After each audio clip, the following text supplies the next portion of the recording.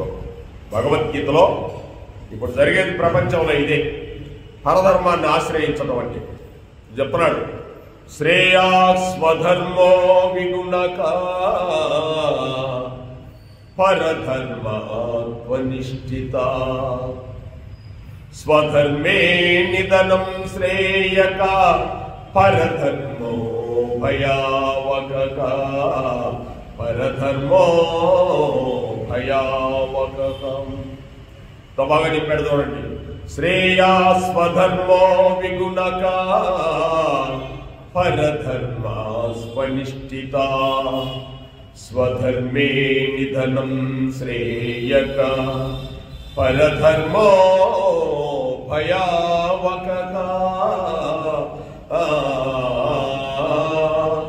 పార్థ, చక్కగా అనుష్ఠింపబడిన పరధర్మము కన్నా గుణమలేనిదైనను స్వధర్మమేమి.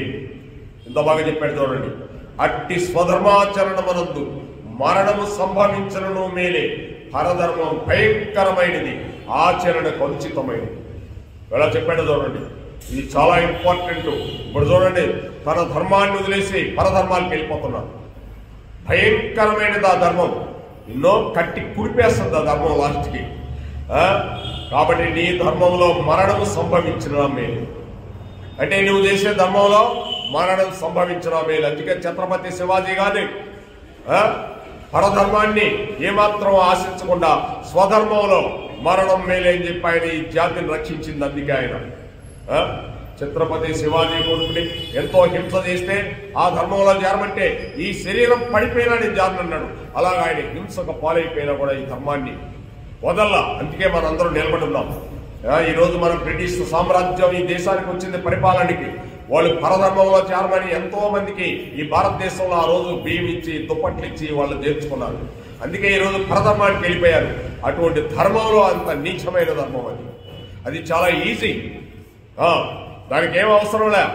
ఈ ధర్మం చాలా కష్టమైనది. ఈ ధర్మంలో భగవంతుడితో అనుసంధానమైన ధర్మం అది లేదు దానికి. అందుకే వాళ్ళు ఒకటే చెప్పారు, వాళ్ళు చేసింది బ్రిటిష్ ధర్మం. తినచ్చు, తాగొచ్చు, సుఖించవచ్చు, ఏమైనా చేయొచ్చు, ఇతరుల సొమ్మంతా దోచుకోవచ్చు. అదే వాళ్ళు చేసిపోయింది. వాళ్ళు చెప్పింది అవే, వాళ్ళు చేసిన పనులవే. అందుకే ఆ ధర్మానికి వెళ్ళిపోయి ఈరోజు భ్రష్టులైపోయారు. కాబట్టి ఆ ధర్మం ఏదో నువ్వు తెలుసుకోవాల్సిన అటువంటి ధర్మాలన్నీ ఉండకూడదు. నీ ధర్మం నువ్వు ఉండాలి. ఏ ధర్మం ఉందో అదే సనాతన ధర్మం. ఈ భూమంతా సనాతన ధర్మం ఏంటి? భూమంతా భగవంతుడిది. సూర్య భగవానుడు ఒక్కడే కదా, ఇంతమంది ఉన్నారా? అందరికీ సూర్యుడు ఒకటేగా. అదే తెలుసుకోవాల్సింది. ఈ ధర్మంలో నుంచి వెళ్ళిపోతే ఎంత కష్టమో. కాబట్టి నీ ధర్మంలో నువ్వు ఉండు, లేకపోతే ఆ ధర్మానికి నువ్వు వెళ్ళిపోయావో ఒళ్ళైపోతావు నువ్వు. అందుకోసమే బ్రహ్మంగారు చెప్పాడు, నాయన రాబోయే రోజుల్లో వర్ణ సంకరం అయిపోద్దని అన్నాడు.